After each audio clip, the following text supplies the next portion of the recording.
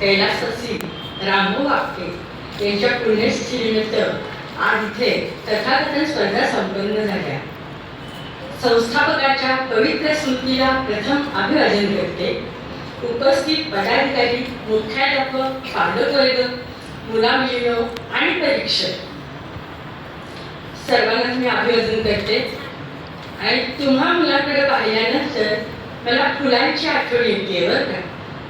कारण काय सांगू, जीव लावणाऱ्या माणसावर जीव ओवाळून टाकतात फुलं. जीव लावणाऱ्या माणसावर जीव ओवाळून टाकतात फुलं. पाणी घालणारे हात गंधाळून टाकतात फुलं. स्वतः प्रसन्न हसतात, बघणाऱ्यांनाही हसवतात फुलं. आयुष्य कसं जगावं ते शिकवतात फुलं. अशा नैसर्गिक फुलाप्रमाणे निरागस असणाऱ्या सर्व विद्यार्थ्यांना पाहून खूप खूप छान वाटते. दरवर्षी या वाचनालयातर्फे वेगवेगळे उपक्रम सादर करून आजचे पदाधिकारी वाचनालयाचे नाव मोठे करत आहेत आणि नव्या पिढीच्या उज्ज्वल भविष्यासाठी ही एक फार चांगली गोष्ट आहे. शब्दाची आमुच्या जीवीचे जीवन शब्द वाटे धन जनलोका असं म्हणत शब्दांच्या साहाय्याने शब्दांचं धन संत ज्ञानेश्वर, नामदेव, एकनाथ, तुकाराम, रामदास यांनी मुबलक वाटले. वि. स. खांडेकर, पु. ल. देशपांडे, शांता शेळके, मंगेश पाडगावकर, वपू काळे, शिवाजी सावंत यांना वाचत आमची पिढी मोठी झाली आहे. आणि म्हणूनच मी शिक्षिका असूनही लेखिका झाले. कारण सर्वात महत्त्वाची गोष्ट ही आहे की मी लिहिणं जगत आले आहे. मला साहित्य क्षेत्रात कथासंग्रह, ललित लेख संग्रह, व्यक्तिचित्रण असा मला चौफेर प्रवास करता आला.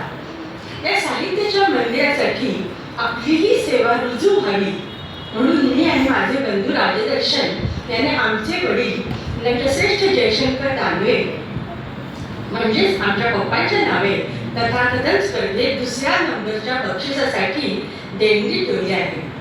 आता ही आमची देणगी म्हणजे खारुताईची मदत आहे.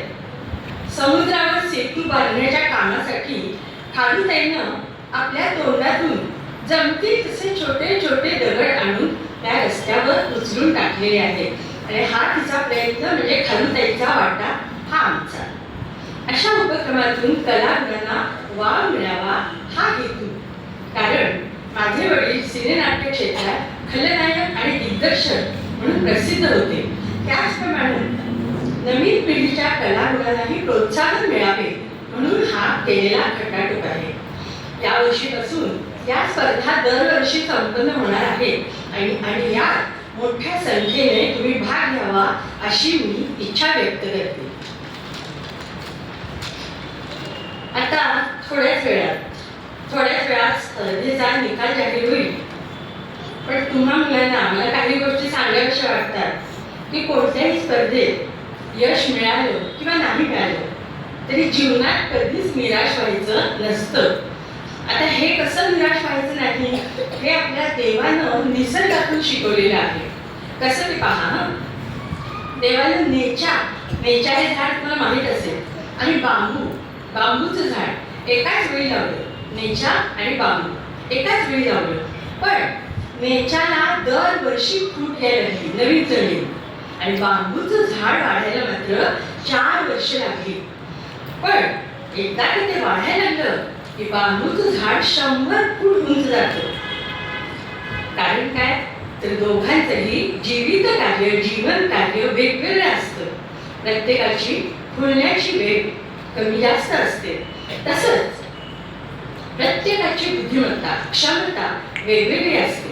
म्हणून कधीच आपण दुसऱ्याशी तुलना करायची नसते हे नेहमी लक्षात ठेवायचं आहे. आणि कधीही अपयश आलं तरी आशा सोडायची नसते हे सहभागी विद्यार्थ्यांनी कायम लक्षात ठेवलं पाहिजे. तसंच नंबर आलेल्यांनी सुद्धा हे लक्षात ठेवावं की आज बक्षीस मिळाले म्हणून थांबायचं नाही. अजून बऱ्याच परीक्षा जीवनात पार पाडायच्या आहेत. आणखी एक महत्त्वाचा सल्ला मुलांना द्यावासा वाटतो की अवांतर वाचन हे अवांतर वाचन मुलांसाठी फार चांगलं आहे. त्यासाठी या आपले वाचन मंदिरसारखी वाचनालय तुमची आसूसून वाट पाहतायत. तर या संदर्भात मी एक छोटीशी गोष्ट सांगणार आणि मी माझं भाषण संपवणार, कारण मला माहित आहे खूप वेळ झालेला आहे. तर एकदा काय झालं, आपले पालक आपल्या मुलांना नेहमीच अभ्यासाबरोबर अवांतर वाचन करण्यासाठी आग्रह करतात. तसा एका पालकाने काय केलं, लक्ष द्यायचं ना, मी गोष्ट सांगते. एका पालकाने काय केलं, आपल्या मुलाला एक जगाचा नकाशा आणून दिला आणि सांगितलं अभ्यासाबरोबर या नकाशाचा अभ्यास कर. आता मुलाला काय झाला, अभ्यासाबरोबर आता नकाशाचा अभ्यास करायचा. त्याला तो नकाशा फाडून काढला. वडिलांना हे कळालं, ते अतिशय संतापले. ते म्हणाले आज तुला जेवण मिळणार नाही, हा नकाशा तू जोडून द्यायचा. आणि झालं, हे अवघड काम करायचं होतं. पण काय गंमत झाली पहा, तो नकाशा त्यानं 10 मिनिटात, फक्त 10 मिनिटात मुलाला तो नकाशा जोडून आणला. वडील हे झाले, आश्चर्यचकित झाले. तो म्हणाले हे तू कसं काय केलंस? तो म्हणाला बाबा तुम्ही जो नकाशा दिला होता की नाही, त्याच्या पाठीमागे ना एक माणसाचं चित्र होतं आणि ते चित्र मी जोडत गेलो आणि संपूर्ण जग जोडलं गेलं. बघा एवढी मोठी गोष्ट आहे. एक माणसाचं चित्र जोडत गेल्यावर ते संपूर्ण जग जोडलं गेलं. म्हणजे माणूस बसल्या जागेवरून संपूर्ण जगाची खबर घेऊ शकतो. त्यासाठी अभ्यासाबरोबर इतर वाचनाची आवड निर्माण झाली पाहिजे आणि यासाठी ही वाचनालय असतात, ज्याचा तुम्ही उपयोग करून घेता आला पाहिजे. खूप पुस्तकं वाचली पाहिजे, व्यवहारात ज्ञान मिळवलं पाहिजे. तर या कार्यक्रमाच्या निमित्तानं विद्यार्थ्यांना मला एकच संदेश द्यावासा वाटतो की सकारात्मक विचार ठेवा आणि सोबत असू द्या जिद्द आणि चिकाटी. कारण झेपावणाऱ्या पंखाला परतीची तमा नसावी. झेपावणाऱ्या पंखाला परतीची तमा नसावी. नजरेत सदा नवी दिशा असावी आणि क्षितिजा पलीकडे झेपावण्याची जिद्द असावी. थोडक्यात काय तर एकच संदेश देते की लिहित्या हातांना वाचणारे डोळे